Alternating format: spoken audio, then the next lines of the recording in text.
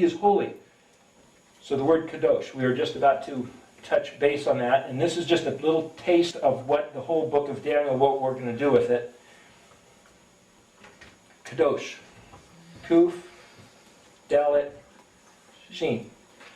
So the Kuf is like the pillar of fire, right? Pillar of fire, pillar of smoke, pillar of fire and smoke. And now remember, so this is the back of the side. This is what Moses saw, right? And because he put his kaf over Moses, with the kaf over him, imagine the Torah, the kaf, the lines of instruction, being what he puts over us so that we can see his glory. You see that picture? He put his kaf on Moses, who was in the rock, so that Moses could see his kuf view. You see the relationship?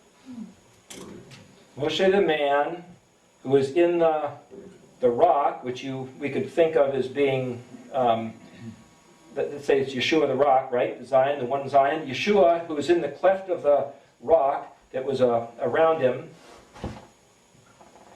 The kaf being over him, the kuf passes by.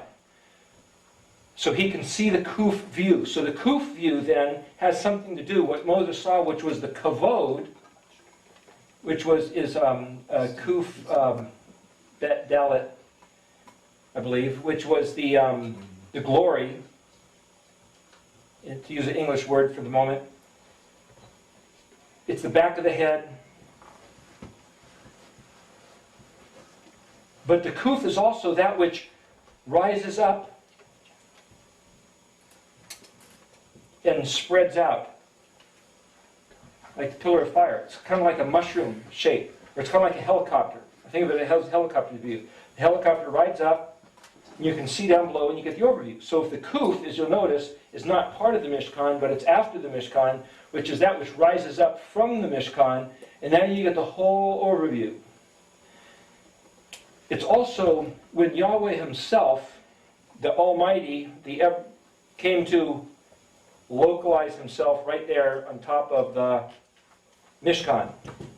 So the kuf view is this, the all becoming this one. It's also us coming up to the expanse, the all. But anyway, it's raising up to a different dimension, a different plateau, a different place. He separated waters from waters. In his place, everything is clean and pure. In our place, it's defiled. So it's raising up to where things are clean. This word, Dalet Shin, like, interesting enough, in Portland, the synagogue of Neve Shalom is actually on Dosh Road. Well, the word Dosh means like to douse something with water. It's something clean. It's something purified. It's something washed. This is the door to fire. So to rise up to the door of the fiery realm. If Mem is water and Shin is fire, so you have this, like we said before, this duality of the word Shem, Shin, Mem, as meaning name, but it's like the essence, both spiritual and physical, of fire and water, of ethereal essence, of substantive essence. Somebody's name is not just what they're called as a phonetic soundbite, but it's something about them. So when he gives us his name, it's something about his being. So you have the word then for heavens is actually Shemayim,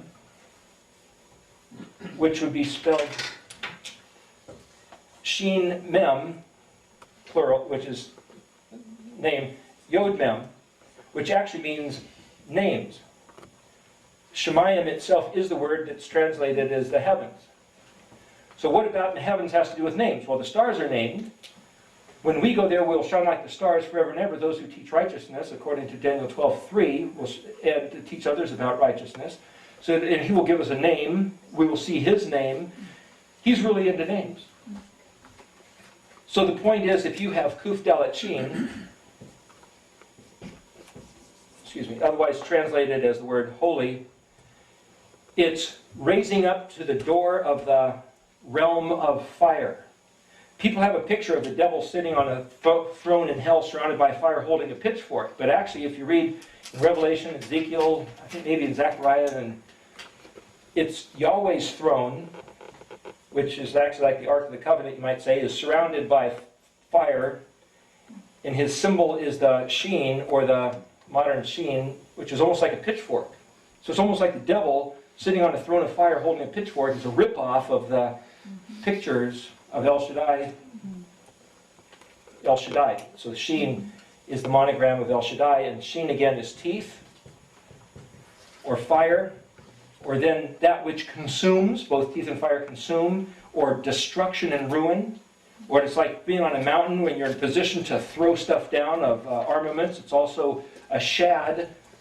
Sheen dalet is actually a woman's breath, so it has to do with nurturing and providing. So El Shaddai, El, which would be Aleph Lamed, is mighty, strong, or powerful. Shad, and then Yod at the end is my. So the powerful of my provision, my nurturing, is El Shaddai. There's a way to read that. But Shad also is a demon, or that which devastates. So you could say, well, wait a minute, is it a devil, or is it El Shaddai, the nice, comforting? He says he's both. He says, don't even, we, Christologically speaking, we have this thing about the devil, and the devil doing this, and the devil doing that. And I'm not saying there's no devil, but he says, Yahweh says, in the scriptures, he says, don't you even think about your adversary. I'm your adversary. He says, I make light and I make darkness. I make the blessing and I make the cursing. I'm the guy you reckon with.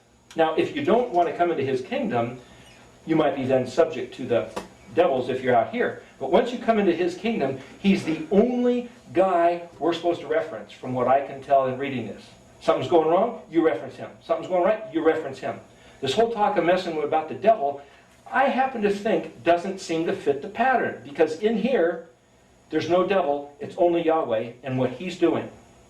Now again, that gets into some doctrines and theologies that we can discuss at another time, and I'm not against anybody who wants to go there, but I'm trying to stick to the words. And so the question is, let's stick to the words and see what the words say, and anything else is a tangential issue which would be great to address on some other occasions. But this says something about kadosh, what we call holy, means translated set apart.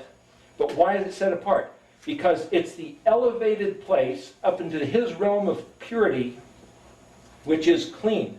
Dalet Shin, Dosh. It's the door to fire, the portal of purely refined, of no blemish, no obstructions. Nothing of this world is there. Nothing of the mem of the world of birth and trauma and chaos is here. His realm is the set-apart, distinctive place of absolute, pure reference. And I mention that because it goes back into some other things that hopefully we'll get to. But that's one. So here the mechanism of translating the word kadosh is he imparts the clean. So what was holy? The holy of holies, the kadosh kadoshim, is the word for where the Ark of the Covenant was. The word kadosh is holy. Holy of holies is kadosh kadoshim. It's also called the dabir. There's one place in the scriptures where that room where the Ark of the Covenant was put was referred to as the dabir. The word dabir, dalet, bet, resh, is the word for word. It also means matter or thing. It also means ruin or field or plague. It also is a place of pasture. You have 10 commandments. It's actually 10 debarim. Debir with the plural of yod mem, which is words, like an S. And the thing is, it's the matters and the things which he gave us, the regard of which he gave them, Kaf Lamed, the regard of which will bring forth, Memnun, either plague or pasture, either blessing or cursing. So see, embedded in each word is the, might sound like a riddle or a puzzle of what the word actually means, and what the word will produce, and why we ought to regard the word. So if somebody says, hey, there is no law, what law are they referring to? Are they referring to the 10 Commandments? Well, these are the Devarim. Is he saying there is no door to the house of the exalted man. There's only one exalted man, just like when Yeshua was asked something about being good, he said, why do you call me good? There's only one good. Well, we say there's only one exalted man, and that's the Messiah. Now, people who might watch this tape, there's a question of, is it the Messiah who's already been here and coming back, or is it the Messiah that hasn't been here and we expect him to come back? The point is, there's one exalted man. There's one exalted man, and that's the Vav of Yod, Hey, Vav, Hey. And the question of whether he came here the first time or not is another matter, but that's the exalted man. This Vav of Yod, Hey, Vav, Hey. Here's another thing. We'll get right into the meaning of this in a moment. When he said Yehi Or, the first commandment that we already addressed, Yehi, Yod, Hey, Yod, Aleph, Vav, Resh. We'll get this in a minute when we go through the whole alphabet. This is translated, let there be or there was. But what it is the hand that works, right? We already talked about that, the working hand, like the potter, like the creator. And then the Hey, the revelation of, or the expression of, or here, this is the word of, and then the Yod at the end, which means calling it my own. So here, as an artist, as a songwriter, as an author, he says, I made this, I'm revealing it, and I'm calling it my own. That's what literally the word Yehi means. It doesn't mean let there be or and there was. It means I made it, I'm showing it to you, and I'm saying this is mine. Or, well, that's translated simply in English as the word for light. But if you look at the word for menorah, it's mem, nun, vav, resh, hey. There's no aleph in the word menorah. And so people say, well, it's just vav, resh means light. So there's two kinds of light. So if you look at the sun, moon, and stars that were created on day 4, the word light, I believe, doesn't have an aleph. It's just speaking of the light that has the letters vav, resh in it. Well, vav, resh, interestingly enough, happens to be the two letters which are man. Right? Here you have the 6th letter, vav, and then you have the 20th letter, resh, which is the exalted man. So something about this man is the common man, and this letter is the exalted man, the head man, the chief man. The common man, so if you look at the two comings of the Messiah, to go there, you'd have Ben Yosef, right?